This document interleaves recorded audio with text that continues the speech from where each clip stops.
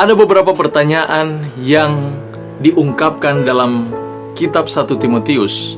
Sering ini menjadi pembahasan yang sangat serius bagi kalangan orang Kristen. Dalam 1 Timotius pasal 4 ayat 1 sampai yang kelima, dikatakan di sana, tetapi Roh dengan tegas mengatakan bahwa di waktu-waktu kemudian ada orang yang akan murtad lalu mengikuti roh-roh penyesat dan ajaran setan-setan. Oleh tipu daya pendusta-pendusta yang hati nuraninya memakai cap mereka. Mereka itu melarang orang kawin, melarang orang makan makanan yang diciptakan Allah, supaya dengan pengucapan syukur dimakan oleh orang yang percaya dan yang telah mengenal kebenaran. Karena semua yang diciptakan Allah itu baik, dan suatu pun tidak ada yang haram jika diterima dengan ucapan syukur. Sebab semuanya itu dikuduskan oleh firman Allah dan oleh doa. Dalam pengertian ini, kita sering mengatakan bahwa semua makanan dapat diterima dengan ucapan syukur. Tapi mari kita perhatikan baik-baik ayat ini. Dia katakan di sana bahwa di hari kemudian akan ada penyesat-penyesat. Mereka itu di ayat 2 memiliki tipu daya yang hati nurani mereka itu seperti memakai cap setan-setan. Nah, di ayat 3 dia katakan mereka itu melarang orang kawin. Pertama, ciri mereka. Pertama, melarang orang kawin. Yang kedua, melarang orang makan makanan yang diciptakan Allah.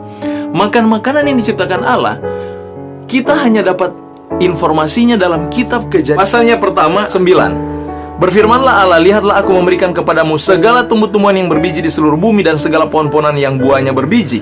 Itulah yang akan menjadi makananmu. Allah menciptakan manusia dan beritahu kepada mereka untuk makanan yang akan mereka makan. Ini yang dimaksud dengan makanan yang diciptakan.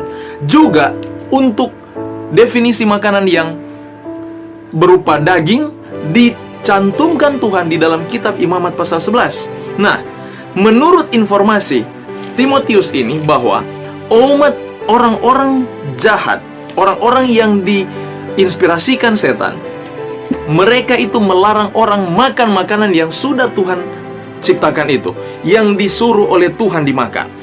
Mengapa? Di sini dia katakan supaya dengan pengucapan syukur dimakan oleh orang percaya. Mari kita lihat dalam terjemahan King James Version.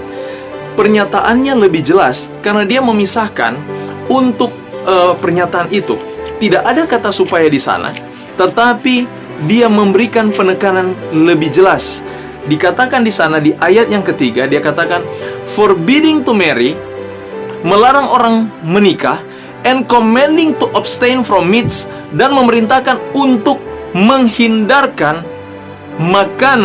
makanan which, di sana dia taruh koma, which God had created to be received with thanksgiving, yang Tuhan sudah ciptakan untuk diterima dengan ucapan syukur, of them, dari mereka, which believe and know the truth, yang percaya dan mengetahui kebenaran. Jadi ajaran setan-setan mengajarkan bahwa orang-orang tidak boleh kawin dan tidak boleh makan makanan yang sudah Tuhan ajarkan apa yang harus dimakan. Apa alasan mereka? Kita lanjut ayat yang keempat. Karena semua yang diciptakan Allah itu baik, dan suatu pun tidak ada yang haram jika diterima dengan ucapan syukur, sebab semuanya itu dikuduskan oleh firman Allah dan oleh doa. Dengan kata lain, dia menyuruh bahwa kita bisa makan apapun, yang penting kita terima dengan ucapan syukur, penuhi itu dengan doa. Apakah itu benar? Pertimbangkan kembali pernyataan ini, bahwa sebenarnya pengajaran demikian adalah pengajaran dari penyesat-penyesat.